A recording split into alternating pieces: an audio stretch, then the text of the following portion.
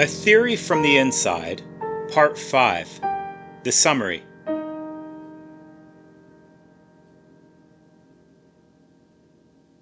It's a little bit funny, this feeling inside. Bernie Taupin, writing for Elton John. Philosophy of mind has implications for music theory. If what theory is trying to explain is the inner effects of music, then it faces the same difficulty encountered in the mind-body problem, namely, how physical circumstances could ever be understood as the explanatory cause of qualitative inner states. We are accustomed to framing the mind-body problem in relation to science as a challenge to a comprehensive, strictly physical description. But whereas the threat to science is only the threat of diminishment from a comprehensive description to a scope discipline, in the arts, where the problem is largely undiscussed, the physical medium and conscious experience of the medium are both in scope, and the crisis must be faced. In the arts, we are immediately sat down at a piano. A key we push activates a hammer that swings with Newtonian force toward a long wire. The wire vibrates. But what we are meant to explain is why, when we choose to press particular keys in a particular order, it sometimes comes out like Liszt's Liebesstrom, comes out not as it might be objectively described from an exterior vantage, but as it seems to be in here, in our own experience. Arguably, unlike science, music theory then includes the mind-body problem. Frank Jackson's Mary's Room demonstrates that in addition to every physical fact about the color red, there is something further to know, our direct experience of it. On one view, this kind of knowing what it's like to see red is merely a potentially illusory perception, a direct knowing to be rejected and righted by the corrected concept of the strictly physical facts. But in the arts, where we aspire to apprehend a human-to-human communication, a composer intends that we know the music as it seems to be. We can go further. What it is like to hear music, arguably, is music. Since, in an unpopulated universe, even with a player piano, there is no music at all, only the same set of physical facts, unheard. Parenthetically, this argument can be strengthened by adding several of David Chalmers' zombies who can sing and clap along as the piano plays. Mary's Room, though, as applied to music theory, also seems to demonstrate why an exhaustive theory from the outside in will always be incomplete, rendered in concepts hopelessly unlike our experience, and ultimately will prove powerless to truly explain. What's the alternative? Colloquially, we know that music is meaningful. Somehow we know about it in direct experience and from the inside. But when the time comes to formally explain, we may, as a first step, exit this experiential knowing and reach for something more objective. We go to the physical facts rendered as concepts.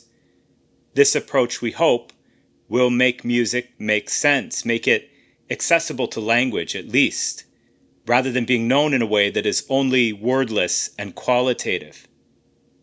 This method of explaining is, of course, understandable, but can only bridge the mystery to our apparent intellectual satisfaction and with incomplete correlations.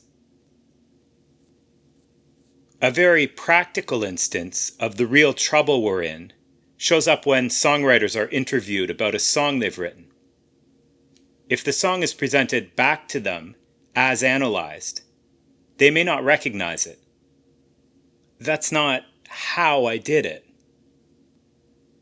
an impassable gap seems to emerge between the creative process, which may have been an ongoingly conversant inner knowing of specified meanings, and the as-analyzed version, now entirely removed from the experience and presented in general, conceptual terms.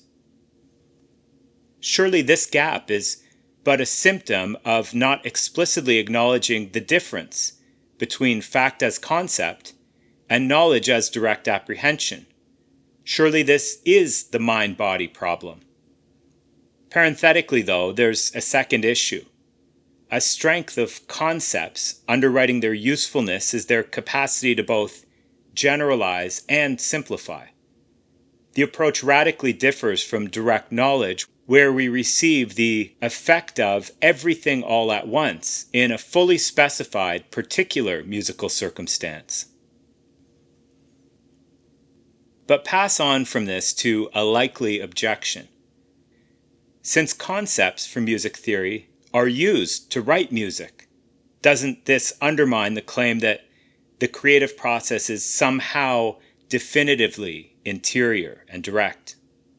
Informally put, what if the Beatles did know theory?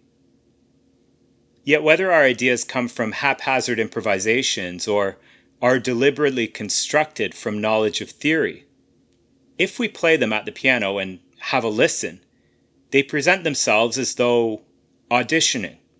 Something in us will ongoingly adjudicate. It might have seemed clever to use so many secondary dominants, but on listening it sounds only dated, too regal. I don't like it.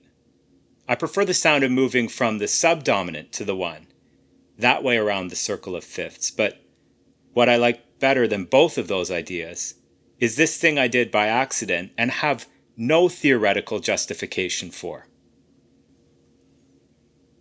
Ideas can come from any angle, but the adjudicating sense may still be singular and is interior.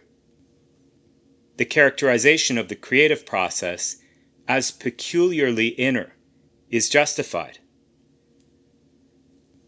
Parenthetically, all these ideas exclude music written as purely conceptual, where, for example, making use of the following scale degrees, 3, 1, 4, 1, 5, etc., is only intended to convey in the listener the intellectual acknowledgement that these are the digits of pi. Cases where getting it is an act in which experiencing it proves unnecessary. We can't characterize Western music theory, though, as a theory from the outside in, or as the simple opposite of interior receptivity.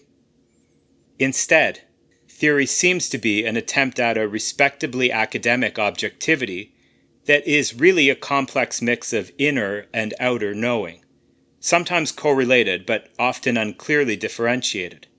As a simple example, does the word dissonance, when used in theory, describe a subjective experience or an objective reality?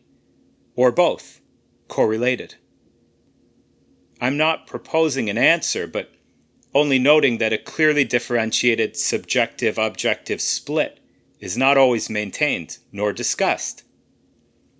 There are further complexities. Take the idea of tension and release. This must be a description of a subjective experience, but it's conceptual in that it is a description of no subjective experience in particular. It is experience generalized for applicable usefulness. It differs, we said, importantly, from the particularity of direct meanings. And about respectability, the terms brightness and darkness have come into favor as a method of ranking the modes and replaced the presumably facile happy and sad as subjective descriptors for the major and minor. The new approach might be only a practical elaboration of a flop switch bifurcation. But though entirely subjective in character, does the new terminology seem to posture as possibly more objective? Or more to the point, is it removing theory to a more respectable distance from simple human emotion? Are modes ever romantic, mysterious, melancholy? Can we render Puccini's melodies in grayscale? Again, romantic might be necessary for composition, even if unacceptable in analysis. Add to all of this the fact that music theory does contain many objective and quantifiable concepts, definite durations and pitches and hertz, overtones, etc. This, of course, is only an eyeballed survey of the total terrain. But how would it change pedagogically if rigorously divided into subjective and objective features? Or if the difficulty connecting the two were candidly owned up to?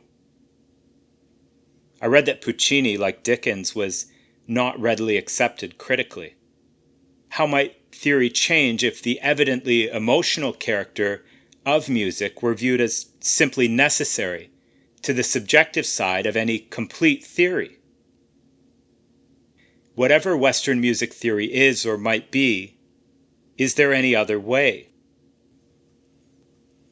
This episode is a summary concluding a series of episodes exploring a theory from the inside, a theory that relies on direct knowledge from experience to explain rather than objective facts represented as concepts. It's the kind of theory we discovered we already have an example of in functional harmony itself. When we say that the 5 wants to go to 1, that wants is A, accessible to language, and is B, explanatory.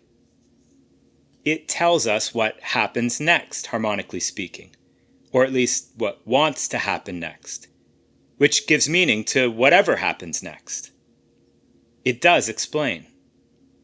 But the word wants is not an exterior fact. Nothing about the objectively physical circumstance compels the change. The want is within us, a directly known impelling. If a complete theory from the inside were possible, it would seem to eliminate the gap between the song as written and as analyzed. Because to understand the song would not mean to defect from it to apparently objective descriptors, but to go into it. The impelling we discover in theory would be the same impelling experienced in the conversant interior songwriting process. Thus far we have come with a theory from the inside. To summarize the podcast more broadly, though, maybe it's becoming clear that the whole thing is a challenge to something, to a singular, unexamined assumption that begets a major philosophical problem in the Enlightenment. To this: when we think we are scrutinizing the accuracy of our human perceptions, we tacitly assume that what our senses are meant to represent is objective reality, exterior to us, perhaps excluding us and other persons entirely, but at least fully independent of other people's conscious intentions. Does this assumption hold? In the common case of books, songs, and symphonies, someone is addressing our humanity in an intentional way. They know what we are, communicating via the physical in a way that depends on and requires our own humanity as the only possible receptive equipment. When we receive a letter, arguably, it has been received accurately, not if we knowledgeably detail its subatomic activity, but rather if we read it.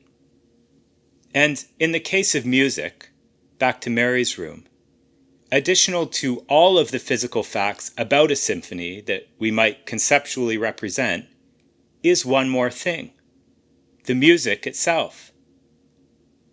The Enlightenment concern is that our human subjectivity distorts. But in these ordinary cases, it is objectivity, not subjectivity, that literally misses the whole story and robs the world of a song.